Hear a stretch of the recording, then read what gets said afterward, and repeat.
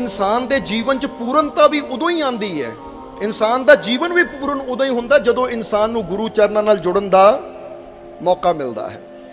इसलिए तो कबीर साहब ने कहा, राम कृष्ण है सो बड़े तिन्हू भी गुरु कीन, तीन लोक के नायका गुरु आगे अधीन। कि बड़े बड़े अवतार भी जो दुनिया ते आए, श्री राम श्री कृष्ण या होर जिन्ने भी अवतार आए, वो दसिया जाता है कि उन्होंने भी गुरु धारना की। क्योंकि इत्थों की पता लगता है कि चाहे अवतार नूं भी अवतरित होना पिया दुनिया ते, पर गुरु तो बिना वो कहते ज्ञान नहीं, गुरु तो बिना मोक्ष नहीं, गुरु तो बिना मुक्ति नहीं, गुरु तो बिना इंसान का जीवन संपूर्ण नहीं हो सकता। इसलिए तो एक शब्द अंदर बड़ा प्यारा दसिया है कि गुरु यानी मुर्शद, इत्थे की दसिया है, मुर्शद रहमत की छाया है। कि अगर बंदा चाहता है कि मेरे ते सदा रहमत की ठंडी छां बनी रवे, तो फिर कहते हैं कि अगर रहमत की ठंडी छां चाहिए है तो तेरे जीवन च मुर्शद का होना जरूरी है। समझ दो कि नहीं, किहदा होना, जवाब दे दो, मुर्शद का होना जरूरी है। क्योंकि मुर्शद रहमत की, जवाब दे दो, छाया है। समझ दो, क्योंकि जदों इंसान के जीवन दुख होवे, तकलीफ होवे, गमां दी धुप, गमां दी गर्मी नाल इंसान परेशान होवे, तो फिर इंसान ठंडी छां लभदा है। लभदा कि नहीं? गर्मी ज़्यादा होवे तो बंदा कहता किते ठंडी छां वृक्ष दी मिल जावे, जिहदे थल्ले जाके मन नूं चैन आवे। पर जदों दुखां दी गर्मी, परेशानियां दी गर्मी, तकलीफां दी गर्मी इंसान नूं तंग करदी है, तो फिर उत्थे वृक्षां दी ठंडी छां कम नहीं आंदी, उत्थे तो उहदी रहमत दी ठंडी छां ही कम आंदी है। उत्थे तो प्रभु की कृपा की ठंडी छां कम आती है। और ये ठंडी छां इंसान नूं मिलदी किहदे जरिए है? जवाब दे दिओ हुण तुसीं। अज सत्संग तुसीं भी नाल नाल जवाब देना है कि गुरु के जरिए, मुर्शद के जरिए ही इंसान नूं रहमत की ठंडी छां मिलती है। इसलिए क्या है, मुर्शद रहमत की छाया है। छाया यानी छां है। मुर्शद रहमत की छाया है, मुर्शद खुदा की काया है। काया पता किहनूं कहंदे है? ये शरीर, ये साडा जो शरीर है ना, कहंदे परमात्मा निरंकार है, उहदा कोई आकार नहीं है। पर जदों सानू मुर्शद मिलता है तो समझ लो निरंकार वो मुर्शद के आकार के जरिए ही सानू रास्ता दिखाता है, सानू उस मंजिल तक लैके जाता है जिसनों आनंद की मंजिल, खुशियां की मंजिल, कामयाबी की मंजिल किया जाता है। इसलिए तो किया जाता वो निरंकार, जिहदा कोई आकार नहीं है। वो जद भी एक प्रेमी नूं मिलदा तो मुर्शद दे जरिए मिलता है। इसलिए क्या, मुर्शद खुदा की, जिहदा बुल्ले शाह कहंदे ना, खुदा नूं देखना है ता मेरे मुर्शद नूं देख लै, क्योंकि मैनूं तो अपने मुर्शद चों ही खुदा दा की नजर आता है, नूर नजर आता है। इसलिए मुर्शद खुदा की काया है। और अगली लाइन देखना, ये बड़ी प्यारी लाइन है, जिहदे दसिया गया है कि मुर्शद रहमत की छाया है, मुर्शद खुदा की काया है। तब से है मुझे सुकून मिला, जब से मैंने मुर्शद को पाया है। कि जीवन च सुकून उदों आंदा है, जीवन च शांति उदों आंदी है, जीवन च खुशी उदों आंदी है जदों इंसान नूं कामिल मुर्शद की प्राप्ति हो जावे। समझ दिओ कि नहीं? इसलिए अज असीं भी ये चीज़ नूं अच्छी तरह समझना है कि अगर सानू जीवन च सुकून चाहिए है, जीवन च शांति चाहिए है, खुशी चाहिए है, तो वह सुकून, वो खुशी सानू बिना मुर्शद नाल, बिना सतगुर नाल जुड़िया कदी हासिल नहीं हो सकती। समझ दिओ कि नहीं? इसलिए अज असीं, क्योंकि गुरु दा साडे जीवन च होना जरूरी क्यों है? गुरु दा साडे जीवन च होना जरूरी इसलिए है कि गुरु ही सानू वो राज दसदा है, गुरु ही सानू वो ढंग दसदा है, गुरु ही सानू उस मार्ग ते चलांदा है जेड़ा मार्ग सानू खुदा तक, सफलता तक, कामयाबी तक, खुशियां तक लैके जांदा है। इसलिए आओ अज ये गुरु पूर्णिमा ते सानू मालिक दे दरबार च आउण दा मौका मिलिया है, तां जैसे भी कुछ राज दसने हैं तुहानू, समझण नू तैयार हो कि नहीं?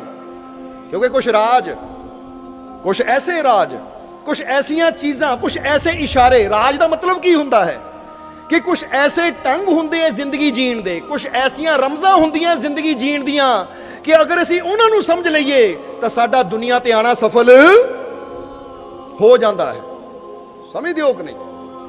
इसलिए जिस तरह असी कहीदा है कि मरने से पहले उसने अपना जीवन खुशी से जी लिया, जिसने मालिक के प्रेम और विश्वास का प्याला पी लिया। और मरना तो एक दिन सारिया नहीं है। इसलिए सब तो पहली गल ये राज जिन्होंने असी समझना है बड़ा ओपन है, पर असी इनू कदी समझने की कोशिश नहीं की कि जो भी दुनिया ते आया है एक दिन जाना सब नहीं है। हुण ये चीज असी सुनते हैं, सिर भी हिलाते कि हाँ, पर जदों ये चीज साडे ते हुंदी है, ये घटना साडे ते या साडे किसी परिवार के मैंबर नाल वरतदी है, तो उसलिए असी क्यों हो गया, काते हो गया, मेरे नाल इदां क्यों होया, इदां नहीं होना चाहिए सी।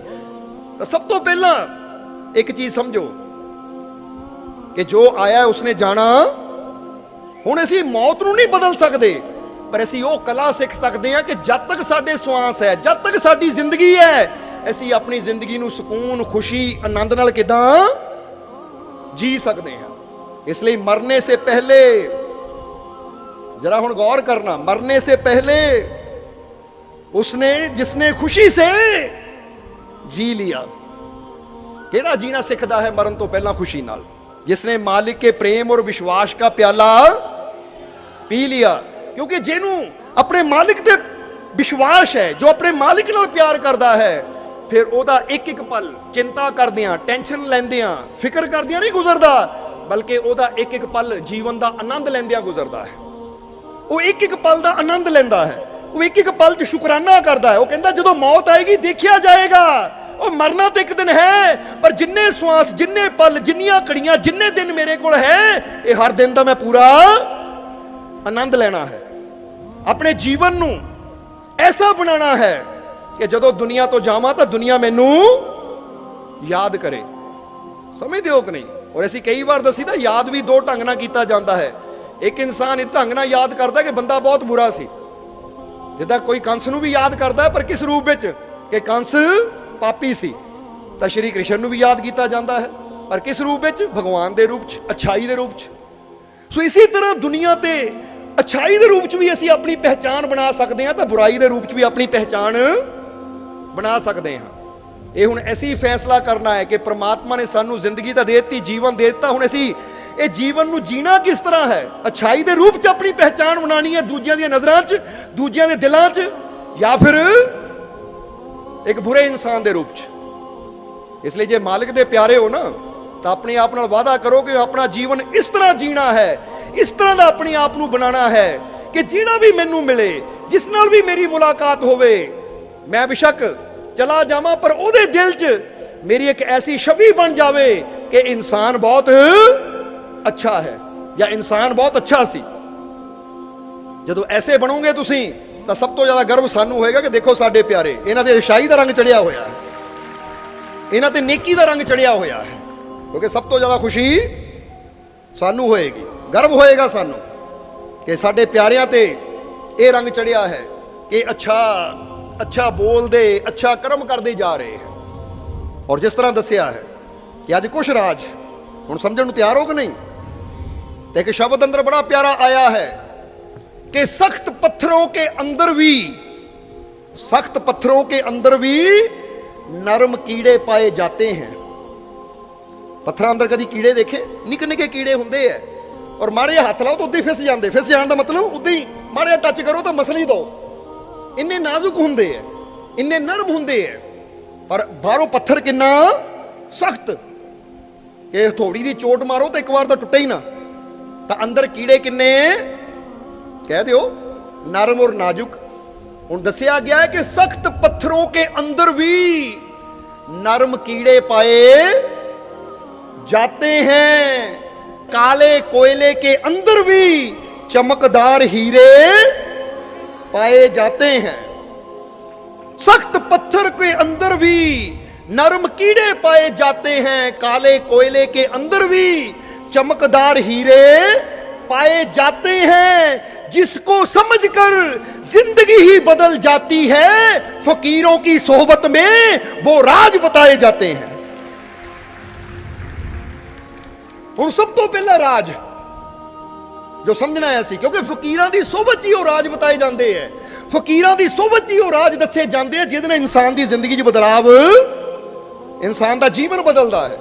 ਸੋ ਸਭ ਤੋਂ ਪਹਿਲਾ ਰਾਜ ਕਿ ਜਿੱਦਾਂ ਹੀ ਦੱਸਿਆ ਕਿ ਸਖਤ ਪੱਥरों के अंदर भी नरम कीड़े कह दो पाए जाते हैं। ਹੁਣ ਪੱਥਰ ਕਿੰਨਾ ਸਖਤ ਪਰ ਕੀੜਾ ਕਿੰਨਾ ਨਰਮ, ਕਿੰਨਾ ਨਾਜ਼ੁਕ ਕਿ ਮਾੜੇ ਜਿਹਾ ਹੱਥ ਲਾ ਲਓ, ਐਵੇਂ ਕਰੋ ਤਾਂ ਮਸਲ ਦਿਓ, ਉਦਾਂ ਹੀ ਖਤਮ ਹੋ ਜਾਵੇ।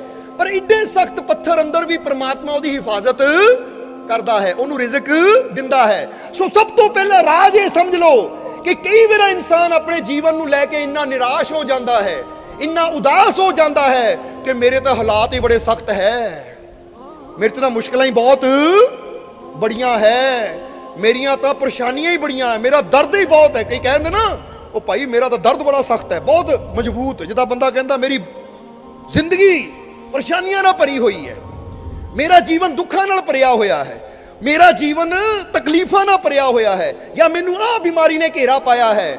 ਤਾਂ ਉੱਥੋਂ ਸਭ ਤੋਂ ਪਹਿਲੀ ਇਹ ਗੱਲ ਯਾਦ ਰੱਖਣੀ ਕਿ ਜਦੋਂ ਲੱਗੇ ਕਿ ਮੇਰੀ ਬਿਮਾਰੀ ਬੜੀ, ਮੇਰੇ ਤੇ ਮੁਸ਼ਕਿਲਾਂ ਬਹੁਤ ਬੜੀਆਂ ਹੈ, ਉਹ ਮੇਰੇ ਹਾਲਾਤ ਬੜੇ ਸਖਤ ਹੈ, ਮੇਰੀਆਂ ਮੁਸ਼ਕਿਲਾਂ ਬੜੀਆਂ ਭਿਆਨਕ ਹੈ, ਤਾਂ ਉਸ ਲਈ ਇੱਕ ਗੱਲ ਯਾਦ ਰੱਖਣੀ ਕਿ ਜੇ ਉਹ ਮਾਲਿਕ ਕੋ ਪ੍ਰਮਾਤਮਾ ਇੱਡੇ ਸਖਤ ਪੱਥਰ ਦੇ ਅੰਦਰ ਇੱਕ ਨਾਜ਼ੁਕ ਕੀੜੇ ਨੂੰ ਸੰਭਾਲ ਸਕਦਾ ਹੈ ਤਾਂ ਔਖੇ ਤੋਂ ਔਖੇ ਹਾਲਾਤ ਵਿੱਚ ਮੈਨੂੰ ਵੀ ਜ਼ਰੂਰ ਸੰਭਾਲੇਗਾ। ਇਹ ਮਿਸਾਲ ਹੈ। ਉਹ ਇੱਕ ਕਿੱਡਾ ਸਖਤ ਪੱਥਰ ਪਰ ਉਹਦੇ ਛੇਦ ਹੁੰਦਾ ਹੈ, ਇਹ ਚ ਕੀੜਾ ਪਲਦਾ ਹੈ, ਜਨਮ ਲੈਂਦਾ ਹੈ, ਰਿਜ਼ਕ ਵੀ ਮਿਲਦਾ ਹੈ। ਉਹ ਜੇ ਇੱਡੇ ਸਖਤ ਪੱਥਰ ਜਿੰਨੇ ਨਾਜ਼ੁਕ ਕੀੜੇ ਨੂੰ ਰਿਜ਼ਕ ਦੇ ਸਕਦਾ ਹੈ, ਉਹਨੂੰ ਜੀਵਨ ਦੇ ਸਕਦਾ ਹੈ, ਉਹਨੂੰ ਸੰਭਾਲ ਸਕਦਾ ਹੈ, ਤਾਂ ਜ਼ਰਾ ਸੋਚੋ ਕਿ ਤੁਹਾਡੀ ਸੰਭਾਲ ਨਹੀਂ ਕਰੇਗਾ, ਕਿ ਤੁਹਾਡੀ ਰੱਖਿਆ ਨਹੀਂ ਕਰੇਗਾ। ਫਿਰ ਕਿਉਂ ਟੈਨਸ਼ਨ ਲੈਂਦੇ ਹੋ? ਹਾਲਾਤ ਬੜੇ ਸਖਤ, ਮੁਸ਼ਕਿਲਾਂ ਬਹੁਤ ਬੜੀਆਂ। ਓਏ ਮੁਸ਼ਕਿਲਾਂ ਬੜੀਆਂ ਨਹੀਂ ਹੁੰਦੀਆਂ, ਜਿੱਥੇ ਤੱਕ ਐਸੀ ਜੀਵਨ 'ਚ ਜਾਣਿਆ ਹੈ ਸਭ ਤੋਂ ਬੜਾ ਤਾਂ ਉਹ ਰੱਬ ਹੈ, ਉਹ ਮਾਲਿਕ ਹੈ, ਵਾਹਿਗੁਰੂ ਅੱਲਾ ਹੈ, ਉਹਦੀ ਰਹਿਮਤ ਬੜੀ ਹੈ। ਇਹ ਤਾਂ ਬੰਦੇ ਦੀ ਸੋਚ ਹੈ ਜਿਹੜੀ ਰੱਬ ਦੀ ਰਹਿਮਤ ਨੂੰ ਛੋਟਾ ਤਾਂ ਆਪਣੇ ਦੁੱਖ ਨੂੰ ਬੜਾ ਕਰ ਦਿੰਦੀ ਹੈ। ਸਮਝਦੇ ਹੋ ਕਿ ਨਹੀਂ? ਇਸ ਲਈ ਸੋਚ ਨੂੰ ਬਦਲਣ ਦੀ ਜ਼ਰੂਰਤ ਹੈ। ਇਸ ਲਈ ਅੱਜ ਬਦਲੋ ਆਪਣੀ ਸੋਚ ਨੂੰ ਕਿ ਕੋਈ ਹਾਲਾਤ ਜਿੰਨਾ ਮਰਜ਼ੀ ਸਖਤ ਹੋਵੇ, ਕੋਈ ਮੁਸ਼ਕਿਲ ਜਿੰਨੀ ਮਰਜ਼ੀ ਬੜੀ ਹੋਵੇ, ਪਰ ਜੇ ਮੇਰਾ ਮਾਲਿਕ ਪੱਥਰਾਂ 'ਚ ਕੀੜਿਆਂ ਨੂੰ ਸੰਭਾਲ ਸਕਦਾ ਹੈ ਤਾਂ ਮੈਨੂੰ ਵਿਸ਼ਵਾਸ ਹੈ ਮੈਨੂੰ ਵੀ ਸੰਭਾਲ ਜ਼ਰੂਰ ਕਰੇਗਾ। ਕਿ ਉਹਨੂੰ ਉੱਥੇ ਜ਼ਿੰਦਗੀ ਦੇ ਸਕਦਾ ਹੈ, ਉਹਨੂੰ ਰਿਜ਼ਕ ਦੇ ਸਕਦਾ ਹੈ ਤਾਂ ਮੈਨੂੰ ਵੀ ਰਿਜ਼ਕ ਜ਼ਰੂਰ ਦੇਗਾ, ਮੈਨੂੰ ਵੀ ਜ਼ਿੰਦਗੀ ਜ਼ਰੂਰ ਦੇਗਾ, ਮੇਰੀ ਮੁਸ਼ਕਿਲ ਦਾ ਹੱਲ ਵੀ। ਆਵਾਜ਼ ਘੱਟ ਆ ਰਹੀ ਹੈ। ਹੁਣ ਚਾਹੁੰਦੇ ਨਹੀਂ ਤੁਸੀਂ ਕਿ ਤੁਹਾਡੀ ਸੰਭਾਲ ਉਹ ਕਰੇ, ਉਹ ਤਾਂ ਕਰ ਹੀ ਰਿਹਾ ਹੈ ਕਿਉਂਕਿ ਉਹੀ ਤਾਂ ਸੰਭਾਲ ਰਿਹਾ ਹੈ। ਹੁਣ ਜ਼ਰਾ ਸੋਚ ਕੇ ਦੇਖੋ, ਤੁਸੀਂ ਪ੍ਰਿਥਵੀ ਤੇ ਬੈਠੇ ਹੋ ਤਾਂ ਧਰਤੀ ਕਿੱਥੇ ਹੈ? ਹਵਾ 'ਚ ਟਿਕੀ ਹੋਈ ਹੈ ਕਿ ਨਹੀਂ? ਧਰਤੀ ਕਿੱਥੇ ਟਿਕੀ ਹੋਈ ਹੈ? ਹਵਾ 'ਚ ਟਿਕੀ ਹੋਈ ਹੈ। ਤਾਂ ਹੁਣ ਉਹ ਸੰਭਾਲ ਲਈ, ਉਹ ਨਹੀਂ ਸੰਭਾਲ ਰਿਹਾ ਤਾਂ ਹੋਰ ਕੌਣ ਸੰਭਾਲ ਰਿਹਾ? ਤੁਸੀਂ ਸੰਭਾਲ ਰਹੇ ਹੋ। ਉਹ ਜੇ ਐਡੀ ਵੱਡੀ ਧਰਤੀ ਨੂੰ ਸੰਭਾਲ ਸਕਦਾ ਹੈ ਤਾਂ ਤੁਸੀਂ ਤਾਂ ਧਰਤੀ ਤੇ ਰਹਿਣ ਵਾਲੇ ਬੜੇ ਨਿੱਕੇ ਜਿਹੇ ਜੀਵ ਹੋ, ਤੁਹਾਡੀ ਸੰਭਾਲ ਉਹ ਕਿਉਂ ਨਹੀਂ ਕਰੇਗਾ? ਬਸ ਆਪਣੇ ਵਿਸ਼ਵਾਸ ਨੂੰ ਬੜਾ ਕਰਨਾ ਸਿੱਖੋ, ਆਪਣੇ ਹੌਸਲੇ ਨੂੰ ਬੜਾ ਕਰਨਾ ਸਿੱਖੋ, ਆਪਣੀ ਹਿੰਮਤ ਨੂੰ ਬੜਾ ਕਰਨਾ ਸਿੱਖੋ, ਕਿਉਂਕਿ ਰੱਬ ਦਾ ਫਰਮਾਨ ਹੈ ਕਿ ਜਿਹਦਾ ਵਿਸ਼ਵਾਸ ਜਿੰਨਾ ਬੜਾ ਹੋਏਗਾ, ਜਿਹਦਾ ਇਸ਼ਕ ਜਿੰਨਾ ਬੜਾ ਹੋਏਗਾ, ਜਿਹਦਾ ਹੌਸਲਾ ਜਿੰਨਾ ਬੜਾ ਹੋਏਗਾ, ਉਹਦੀ ਮੰਜ਼ਿਲ ਵੀ ਉਨੀ ਬੜੀ ਹੋਏਗੀ। ਉਹ ਜੇ ਤਾਂ ਛੋਟੀ ਛੋਟੀਆਂ ਮੰਜ਼ਿਲਾਂ ਨੂੰ ਫੜ ਕੇ ਬੈਠਣਾ ਹੈ ਤਾਂ ਆਪਣੇ ਹੌਸਲੇ ਨੂੰ ਛੋਟਾ ਕਰ ਲਓ, ਪਰ ਜੇ ਚਾਹੁੰਦੇ ਹੋ ਕਿ ਮੈਨੂੰ ਬੜੀ ਮੰਜ਼ਿਲ ਮਿਲੇ, ਮੈਨੂੰ ਜੀਵਨ 'ਚ ਬੜੀ ਖੁਸ਼ੀ ਮਿਲੇ, ਬੜੀ ਕਾਮਯਾਬੀ ਮਿਲੇ, ਬੜੀ ਸਫਲਤਾ ਮਿਲੇ, ਤਾਂ ਅੱਜ ਆਪਣੇ ਵਿਸ਼ਵਾਸ ਨੂੰ ਬੜਾ ਕਰਨਾ ਹੈ, ਆਪਣੀ ਹਿੰਮਤ ਨੂੰ, ਆਪਣੇ ਹੌਸਲੇ ਨੂੰ। ਫਿਰ ਪਰਵਾਹ ਨਾ ਕਰੋ ਦੁਨੀਆ ਕੀ ਕਹਿੰਦੀ ਹੈ, क्योंकि एक एक कड़ी जुड़ती है, एक एक कड़ी जुड़ती है तो मजबूत जंजीर बन जाती है। लोहे की जंजीर किद्दां बनती है? जवाब दे दिओ। हुण देखदे हो ना तुसीं, कई जानवरां दे गले जंजीर पाई हुंदी है, कई मੱਝਾਂ ਹੁੰਦੀਆਂ जिन्हां दे गले मोटे मोटे संगल पाए जाते हैं। वो संगल बनते किद्दां है, वो जंजीरां बनदियां किद्दां है? एक एक कड़ी जुड़ती जाती है इदां, तां फिर ही मजबूत जंजीर बनती है। एक एक कड़ी जुड़ती है तो मजबूत जंजीर बन जाती है। एक एक कड़ी जुड़ती है तो मजबूत जंजीर बन जाती है। विश्वास के साथ मेहनत करने पर जिंदगी की खूबसूरत तस्वीर बन जाती है। ਹੁਣ ਇਹ ਜ਼ਿੰਦਗੀ ਦੇ ਵਿੱਚ ਅੱਜ ਅਗਰ ਦੁੱਖ ਹੈ, ਅਗਰ ਜੀਵਨ ਦੇ ਵਿੱਚ ਅੱਜ ਪਰੇਸ਼ਾਨੀਆਂ ਹੈ, ਅਗਰ ਜੀਵਨ ਅੱਜ ਬਲੈਕ ਐਂਡ ਵਾਈਟ ਹੈ ਨਾ, ਜਿੱਦਾਂ ਬੰਦਾ ਕਹਿੰਦਾ ਜੀਵਨ ਮੇਰਾ ਬਲੈਕ ਐਂਡ ਵਾਈਟ ਆ, ਕੋਈ ਖੁਸ਼ੀ ਨਹੀਂ, ਕੋਈ ਖੁਸ਼ੀਆਂ ਦੇ ਰੰਗ ਹੈ ਨਹੀਂ, ਕੋਈ ਸੁੱਖਾਂ ਦੇ ਰੰਗ ਹੈ ਨਹੀਂ, ਬਸ ਪਰੇਸ਼ਾਨੀਆਂ ਹੀ ਪਰੇਸ਼ਾਨੀਆਂ, ਤਾਂ ਹੁਣ ਤੁਹਾਡੇ ਬੈਠੇ ਰਹਿਣ ਨਾਲ ਇਹ ਜ਼ਿੰਦਗੀ ਦੀ ਤਸਵੀਰ ਸੁੰਦਰ ਨਹੀਂ ਬਣਨੀ। ਸਮਝਦੇ ਹੋ ਕਿ ਨਹੀਂ? ਜੇ ਜ਼ਿੰਦਗੀ ਦੀ ਤਸਵੀਰ ਨੂੰ ਸੁੰਦਰ ਬਣਾਉਣਾ ਹੈ ਤਾਂ ਫਿਰ ਕੀ ਕਰਨਾ ਪਏਗਾ? ਉਹਦੇ ਵਾਸਤੇ ਮਿਹਨਤ ਵੀ ਸਾਨੂੰ ਕਰਨੀ ਪਏਗੀ, ਵਿਸ਼ਵਾਸ ਵੀ ਸਾਨੂੰ ਕਰਨਾ ਪਏਗਾ, ਕਦਮ ਵੀ ਸਾਨੂੰ ਉਠਾਣਾ ਪਏਗਾ, ਕਿਉਂਕਿ ਰੰਗ ਉਹਦੇ ਹੈ, ਪਰ ਰੱਬ ਕਹਿੰਦਾ ਭਰਨੇ ਤੈਨੂੰ ਮਿਹਨਤ ਨਾ ਪੈਣੇ ਹੈ। ਸਮਝਦੇ ਹੋ ਕਿ ਨਹੀਂ? ਹੁਣ ਫਰਜ਼ ਕਰੋ ਇੱਕ ਕਲਾਕਾਰ ਹੈ, ਇੱਕ ਤੁਸੀਂ ਦੇਖਦੇ ਹੋ ਨਾ ਬੱਚਿਆਂ ਨੂੰ ਕਈ ਵਾਰ ਅਸੀਂ ਡਰਾਇੰਗ ਲਿਆ ਕੇ ਦੇ ਦਿੰਦੇ ਆ, ਜਿਹਦੇ 'ਚ ਤਸਵੀਰਾਂ ਤਾਂ ਬਣੀਆਂ ਹੁੰਦੀਆਂ, ਰੰਗ ਬੱਚਿਆਂ ਨੇ ਆਪ ਭਰਨਾ ਹੁੰਦਾ ਹੈ। ਕਦੀ ਦੇਖੀ ਕਿ ਨਹੀਂ ਉਹ ਡਰਾਇੰਗ? ਬਸ ਉਹ 'ਚ ਰੰਗ ਜਾਨੀ ਨਾ ਬਲੈਕ ਐਂਡ ਵਾਈਟ ਤਸਵੀਰ ਹੁੰਦੀ ਹੈ, ਬਸ ਰੇਖਾਵਾਂ ਹੀ ਖਿੱਚੀਆਂ ਹੁੰਦੀਆਂ, ਫਿਰ ਬੱਚਿਆਂ ਨੂੰ ਨਾਲ ਕਲਰ ਦੇ ਦਿੰਦੇ ਕਿ ਲਓ ਬੱਚੋ ਇਹਨੂੰ ਕਲਰਫੁਲ ਬਣਾਓ, ਇਹ ਤਸਵੀਰ ਦੇ ਵਿੱਚ ਕਲਰ ਭਰੋ। ਹੁਣ ਬੱਚਿਆਂ ਦੀ ਮਰਜ਼ੀ ਹੈ, ਬੱਚੇ ਕਾਲਾ ਰੰਗ ਭਰ ਦੇਣ, ਬੱਚਿਆਂ ਦੀ ਮਰਜ਼ੀ ਬੱਚੇ ਲਾਲ ਰੰਗ ਭਰ ਦੇਣ, ਬੱਚਿਆਂ ਦੀ ਮਰਜ਼ੀ ਬੱਚੇ ਪੀਲਾ ਰੰਗ ਭਰ ਦੇਣ, ਪਰ ਅਗਰ ਤਸਵੀਰ ਨੂੰ ਸੋਹਣਾ ਬਣਾਉਣਾ ਤਾਂ ਜਿੱਥੇ ਜਿਹੜੇ ਰੰਗ ਦੀ ਲੋੜ ਹੈ ਉੱਥੇ ਉਹ ਰੰਗ ਭਰਿਆ ਜਾਵੇ ਤਾਂ ਤਸਵੀਰ ਜੀ ਉੱਠਦੀ ਹੈ। ਜੀ ਉੱਠਦੀ ਦਾ ਮਤਲਬ ਸੁੰਦਰ ਬਣ ਜਾਂਦੀ ਹੈ। ਹੁਣ ਇਸੇ ਤਰ੍ਹਾਂ ਪ੍ਰਮਾਤਮਾ ਨੇ ਸਾਨੂੰ ਵੀ ਜੀਵਨ ਦਿੱਤਾ, ਜਨਮ ਦਿੱਤਾ, ਸਮਝ ਲਓ ਜ਼ਿੰਦਗੀ ਦੇ ਕੇ ਪ੍ਰਮਾਤਮਾ ਨੇ ਸਾਡੇ ਤੇ ਇੱਕ ਅਹਿਸਾਨ ਕੀਤਾ ਕਿ ਸਾਨੂੰ ਜੀਵਨ ਦੇ ਦਿੱਤਾ, ਪਰ ਹੁਣ ਉਹ ਪ੍ਰਮਾਤਮਾ ਨੇ ਕਰਮਾਂ ਦੀ ਕਲਮ ਸਾਨੂੰ ਦਿੱਤੀ ਹੋਈ ਹੈ ਕਿ ਕਰਮਾਂ ਦੀ ਕਲਮ ਤੇਰੇ ਹੱਥ 'ਚ, ਜਿੱਦਾਂ ਦੇ ਕਰਮ ਕਰੂੰਗਾ ਉਦਾਂ ਦੀ ਤੇਰੀ ਜ਼ਿੰਦਗੀ ਦੀ ਤਸਵੀਰ ਬਣ ਜਾਏਗੀ। ਤੁਸੀਂ ਬੁਰੇ ਕਰਮ ਕਰਕੇ ਆਪਣੀ ਜ਼ਿੰਦਗੀ ਦੀ ਤਸਵੀਰ ਨੂੰ ਬੁਰਾ ਵੀ ਬਣਾ ਸਕਦੇ ਹੋ, ਪਾਪ ਕਰਮ ਕਰਕੇ, ਲੜਾਈਆਂ ਝਗੜੇ ਕਰਕੇ, ਨਫ਼ਰਤ ਕਰਕੇ, ਵੈਰ ਵਿਰੋਧਤਾ ਕਰਕੇ, ਜਾਂ ਬੁਰੀਆਂ ਆਦਤਾਂ ਨੂੰ ਅਪਣਾ ਕੇ, ਨਸ਼ੇ ਕਰਕੇ ਆਪਣੇ ਜੀਵਨ ਦੀ ਤਸਵੀਰ ਨੂੰ ਵਿਗਾੜ ਵੀ ਸਕਦੇ ਹੋ। ਤਾਂ ਬੁਰੇ ਕਰਮਾਂ ਦਾ ਤਿਆਗ ਕਰਕੇ, ਸਿਮਰਨ ਕਰਕੇ, ਸੇਵਾ ਕਰਕੇ, ਸਭ ਨਾਲ ਪ੍ਰੇਮ ਕਰਕੇ, ਆਪਣੇ ਮਾਲਿਕ ਤੇ ਵਿਸ਼ਵਾਸ ਕਰਕੇ, ਮਿਹਨਤ ਕਰਕੇ ਆਪਣੇ ਜੀਵਨ ਦੀ ਤਸਵੀਰ ਨੂੰ ਸੁੰਦਰ ਵੀ ਬਣਾ ਸਕਦੇ ਹੋ। ਇਹ ਤੁਸੀਂ ਦੇਖਣਾ ਹੈ। ਜ਼ਿੰਦਗੀ ਉਸਨੇ ਦਿੱਤੀ ਹੈ, ਪਰ ਇਹ ਜ਼ਿੰਦਗੀ ਨੂੰ ਜੀਣਾ ਕਿੱਦਾਂ ਹੈ, ਇਹਦੇ 'ਚ ਰੰਗ ਕਿੱਦਾਂ ਦੇ ਭਰਨੇ ਹੈ, ਇਹ ਪ੍ਰਮਾਤਮਾ ਨੇ ਤੁਹਾਡੇ ਤੇ ਛੱਡਿਆ ਹੈ। ਇਸ ਲਈ ਜੇ ਜੀਵਨ ਦੀ ਤਸਵੀਰ ਖੂਬਸੂਰਤ ਚਾਹੁੰਦੇ ਹੋ ਤਾਂ ਖੂਬਸੂਰਤ ਤਸਵੀਰ ਫੇਰ ਹੀ ਬਣੇਗੀ ਅਗਰ ਕਰਮ ਸਾਡੇ ਖੂਬਸੂਰਤ ਹੋਣਗੇ। ਅਗਰ ਕਰਮ ਸਾਡੇ ਅੱਛੇ ਹੋਣਗੇ ਤਾਂ ਤਸਵੀਰ ਵੀ ਅੱਛੀ, ਬੁਰੇ ਕਰਮ ਕਰਕੇ ਤਸਵੀਰ ਕਦੀ ਅੱਛੀ ਬਣ ਸਕਦੀ ਹੈ। ਇਸ ਲਈ ਜੇ ਜੀਵਨ 'ਚ ਖੁਸ਼ੀ ਚਾਹੀਦੀ ਹੈ, ਜੀਵਨ ਅੱਛਾ ਚਾਹੀਦਾ ਹੈ, ਤਾਂ ਅੱਜ ਤੋਂ ਫੈਸਲਾ ਰੋ ਕਿ ਮੈਂ ਕਰਨੀ ਵੀ ਅੱਛੀ ਕਰਨੀ ਹੈ। ਔਰ ਇਹ ਜੋ ਜ਼ਿੰਦਗੀ ਅੱਛੀ ਬਣਦੀ ਹੈ ਇਹ ਇसी ਤਰ੍ਹਾਂ ਹੈ ਜਿਸ ਤਰ੍ਹਾਂ ਇੱਕ ਇੱਕ ਕੜੀ ਜੁੜਦੀ ਹੈ ਤਾਂ ਫਿਰ ਜੰਜੀਰ ਬਣਦੀ ਹੈ। ਹੁਣ ਇੱਥੇ ਕਰਮ ਵੀ ਇੱਕ ਇੱਕ ਕਰਮ ਅੱਛਾ ਕਰਦੇ ਚਲੇ ਜਾਈਏ, ਆਪਣੀਆਂ ਬੁਰੀਆਂ ਆਦਤਾਂ ਨੂੰ ਤਿਆਗ ਕੇ ਅਗਰ ਇੱਕ ਇੱਕ ਆਦਤ ਆਪਣੇ ਅੰਦਰ ਅੱਛੀ ਲਿਆਂਦੇ ਚਲੇ ਜਾਈਏ, ਕੁਝ ਅੱਛਾ ਸਿੱਖਦੇ ਚਲੇ ਜਾਈਏ, ਕੁਝ ਅੱਛਾ ਕਰਦੇ ਚਲੇ ਜਾਈਏ, ਤਾਂ ਅੱਛਾਈ ਦੀ ਇੱਕ ਇੱਕ ਕੜੀ ਜਦੋਂ ਜੁੜਦੀ ਗਈ ਤਾਂ ਫਿਰ ਸਾਡੀ ਜ਼ਿੰਦਗੀ ਦੀ ਤਸਵੀਰ ਵੀ ਕਹਿ ਦਿਓ खूबसूरत बन जाएगी। इसलिए फिर कमांगे कि एक एक कड़ी जुड़ती है तो एक मजबूत जंजीर बन जाती है। तो हुण जे जंजीर मजबूत बनानी तो एक एक कड़ी नूं जोड़ना ही पैना है। और फिर अगे की क्या है? एक एक कड़ी जुड़ती है तो मजबूत जंजीर बन जाती है। विश्वास के साथ मेहनत करने से जिंदगी की खूबसूरत तस्वीर बन जाती है। हुण इत्थे दो गल्लां वल इशारा है, पहला विश्वास और दूजा है मेहनत। हुण कई मेहनत तां करदे आ पर उन्हां नूं विश्वास हुंदा ही नहीं है। हुण मेहनत करदे आ पर विश्वास नहीं है कामयाबी दा, विश्वास नहीं है सफलता दा, विश्वास नहीं है तरक्की दा, तां उहनूं तरक्की कदी फिर बंदा कहंदा है ना वो मेहनत तो मैं बहुत की पर कामयाबी मिली नहीं। कारण की है? कारण यही है कि ਅਸੀਂ ਮਿਹਨਤ ਤਾਂ ਕਰਦੇ ਆ ਪਰ ਅੰਦਰ ਸ਼ੰਕਾ ਲੈ ਕੇ ਪਤਾ ਨਹੀਂ ਮੈਨੂੰ ਕਾਮਯਾਬੀ ਮਿਲਣੀ ਕਿ ਨਹੀਂ। ਇਸ ਲਈ ਕਿ ਇੱਥੇ ਵਿਸ਼ਵਾਸ ਵੀ ਆਪਣੇ ਅੰਦਰ ਰੱਖ ਕਿ ਮੈਂ ਕੋਸ਼ਿਸ਼ ਕਰਨੀ ਹੈ, ਮੈਂ ਮਿਹਨਤ ਕਰਨੀ ਹੈ ਤਾਂ ਮੈਨੂੰ ਕਾਮਯਾਬੀ ਵੀ ਜ਼ਰੂਰ, ਮੈਨੂੰ ਸਫਲਤਾ ਵੀ ਜ਼ਰੂਰ, ਕਿਉਂਕਿ ਸਭ ਤੋਂ ਬੜੀ ਗੱਲ ਤਾਂ ਉਹਦਾ ਸਾਥ ਚਾਹੀਦਾ ਹੈ।